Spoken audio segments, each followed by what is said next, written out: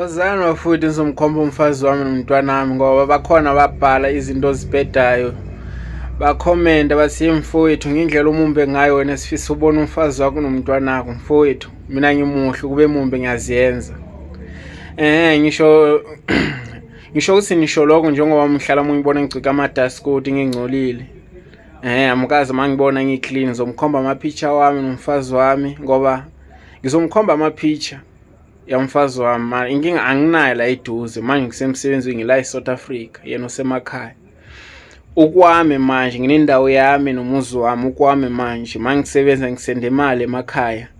Angisimi lokuthi ngisahlala kubaba ngisahlala kuphi kuphi ngoba abantu abaningi babhala amasimba la ulaba ukuthi bayadliswa laba khona. Bayenzelwa yonke into nimpahla bayathengelwa. Manje mina ngiyazenzela yonke into. Nesikhathi bengingale eMozambique bengathengelwa impahla mina bengizenzela bengiphande emakhaya. Manje ngifuna ukukhomba ama-picture umfazi wami nami nomntwana wami. Umntwana wami una 8 months, umfazi wami una 20 years, mina ngina 23 years. Ngiyangizwa ngithini? Bukaneke nangu umfazi wami lo. Nami siyafanelana angidingi ukutshela ukuthi hey nina ninjani. Uyangifanela ngimfunile ngajahanga. Kuye lo umfazi wami. Asitshintshe ipicture nayinye. Umfazi wami. Nayinye futhi ngimi lo. Nayinye futhi ngimi lo. Nangu umntana wami una 8 months. Nangu umntwana wami uyi-1 nginamntwana uyi-1. Kuye lo usemakhaya. Manje bakhona laba ngithathela phansi bathi ini mina ngizela ngizophanda abafowethu la eSouth Africa. Ngizela ngizobe clean ngihambe ngiround ngidlala ama-tavern. Labo bonayo bazalule kahle labo babona badlala ama-tavern kuphi kuphi. Bazalule kahle and maybe basuka banganangcondo. Abanye abakazalwe kahle just bangene ngezinto ezibhedayo nje. Uyabona? Bangene ngezinto ezibhedayo. Mina ngiyasikhona ukusiphatha kahle. Ngithanda ukusiphilela kamnandi nje nginganankinga nomuntu.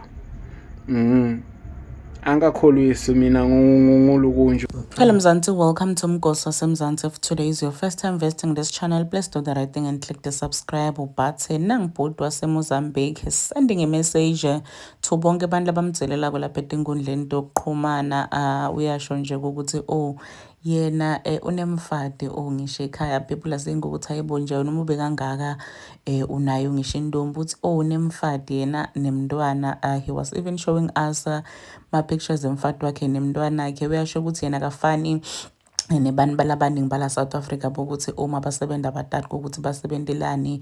Yena uyasho ukuthi usebenzele ekhaya nje each and every month uma kaholile uyasenda imali ekhaya nje. Uthi ningamjaja ngoba inimbona ngazuthi mhlambe emagqoke impahla tasemsebenzini ongqolile nembona ngazuthi ehlamba kathathi. But uyasho ukuthi yena uthatha kudlula ama-South Africans lamaningi, uthatha nje kudlula abantu labaningi labamdrekako lapha enkundleni yokuxhumana.